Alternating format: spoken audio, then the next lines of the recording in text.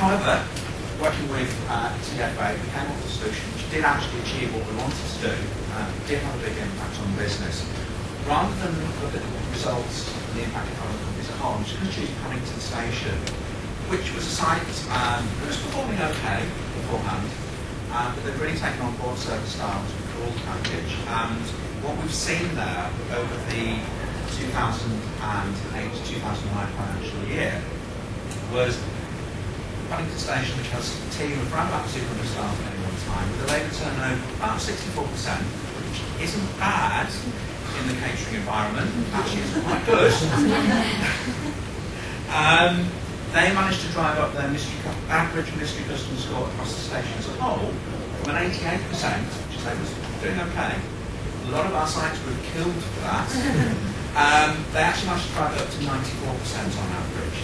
And that included the BK units managing a run of 10 100% scores, which is very, especially good for a BK, which is very up and down for some reason which nobody's ever been able to explain satisfactorily.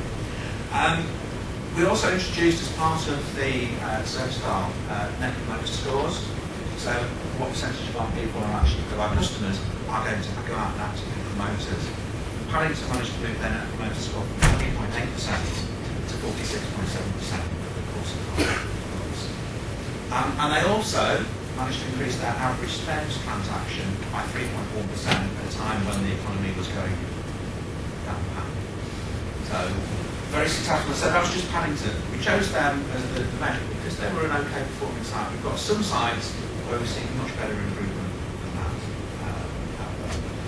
The company as a whole, so all those over 700 units, the mystery customer score in the last financial year went up from an average of 72 to 86%.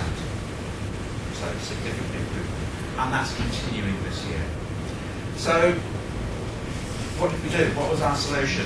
We're actually at the end of the presentation going to hand out to you a handout with some examples of the material that we developed. But basically what we did is we identified 5 behavioural competencies that we believe were important for delivering great customer service to our customers.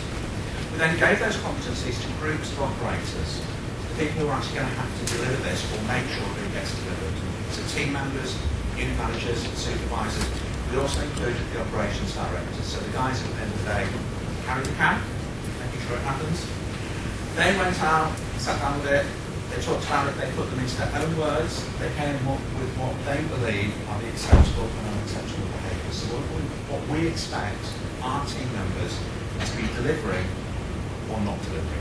So again, we want all those acceptable, we don't want any of them acceptable. Very clear, simple language. TFA then came in and said, okay, we've got a great idea as to how can we deliver it. Based on top trumps card game, we have a set of 25 cards. On each card, there are 5 competencies with a description of the behaviours in each competency, which are then rated on a scale of 1 to 5. 1 is unacceptable, 5 is outstanding, and 3 is the minimal acceptable. If you do that, okay, you can still do better. Okay. We also wrote an induction script, so that on day 1, very clear at the start, this is what we expect from you. And it's not just us or managers telling the staff, this is what you've got to do.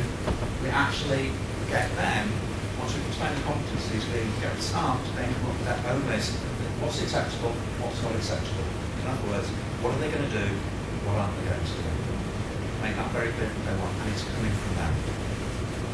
Having done that on day 1, the other thing they do on day 1 is we actually get them to go out and do a mystery customer programme visit on a unit on the station they're going to be working on. Okay. Following on from that, within the first 4 weeks, they then have to undertake 6 other activities. These are done in unit, they're very short, very simple, 3-4 minute sessions. And despite some of the comments we have back from the managers, we haven't got time to do that, when you actually explain to them, do the activity with the manager, that's simple, that's easy. I've got 4 minutes every day when I can do something like that. Okay. It's a great buy-in from the managers once they get their head around it. Okay. We then have this number of ongoing activities, so 9 activities which can be used at any point to refresh your training, either as a result of performance or customer result, feedback, observation conducted by the manager in the unit, or just as part of a team meeting. So it's constantly there. And the other thing we have that we put into the programme is an observation tool. These are completed on a regular basis by unit managers, assistant managers, supervisors to provide structured feedback to the individual team member to identify how they're doing and any opportunity for improvement. And it's then the discussion about how are you going to improve, potentially use the cards if they wish. So, as I say, great impact, certainly in Paddington when I've done it, and also on the vast majority of other sites. So it worked, however it didn't always go according to plan, as these things never do. The biggest problem we actually encountered was in our air business. They suddenly said to us, around about the end of May, we want this launched into our business before the start of our peak summer season, which is the end of June. Right, thanks for telling us. We haven't actually got the material printed yet. So, quick call to our printer, rush order, got it done, then went out and briefed it into all of our airports, 20 airports around the UK. Basically took a week of my life. Got it all launched in, and then a month later, they said, oh, by the way, we've not had time to do anything with it because we're in our peak season. So we lost 4 months, basically, over the summer when it could have happened. So what have we learned? What have I learned from that? Don't do something like that again. Plan the briefings more. Basically what we had to do, we had to go back in and rebrief for the winter season. We've lost it. So push back to the operators and say, is it realistic? You don't want it now, can you really deliver it now? Key learning point for us. Another issue we had with some of our managers, they thought there was more to it than there is. It's actually a very simple concept. And we had a lot of managers who were going, what am I missing? There must be more to it. No, that's it. Don't make it complicated. Okay? And so it took us a while with certain managers, certain pockets around the country, to go back and rebrief it and actually get the activities to understand it. Now, what did work, it's fun, it's easy to use, it's flexible. We have a lot of sites around the country who absolutely love it. We've got people now coming up with their own ways of using the cards. Some managers actually don't need to use the cards anymore, they've just got it. And they just start talking about it all the time, and it's part of the everyday conversation. You go into some of the units, talk to the staff, talk to managers, and they know what it's about. Very simple, very easy to use. The other thing I think that's worked really well is it's all about getting the staff to talk about what great customer service is from their perspective.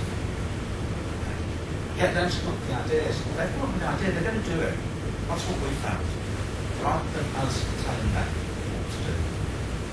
That helps because we've got a large multicultural company that can share ideas. Get that understanding about what's different in terms of great customer service from one culture to another, which really helps. The other thing we've done with the competencies is that we don't just use them in terms of customer service. They are what we recruit our team members against. So when one of our managers is recruiting for a new team member, the competency interview is around 5 competencies around customer service. Our team members have their performance reviews against the 5 competencies. Our mystery customer programme is written against the competencies. So all very clear links. We're not aware of anybody else who does that. Very clear. And it's focused on behaviours, it's not mechanics. All of our staff know what they should do in terms of the process, but it's about getting to think about the behaviours, how they come across as a general public. And it's really starting to drive that forward for us. When I talk about behaviours, it's not just a smile, make eye contact, it's all the other things in that. Lots of varieties of ways to use it. So what extent people don't necessarily need to use the tools themselves. Basically, it's fun, it's simple, it's easy.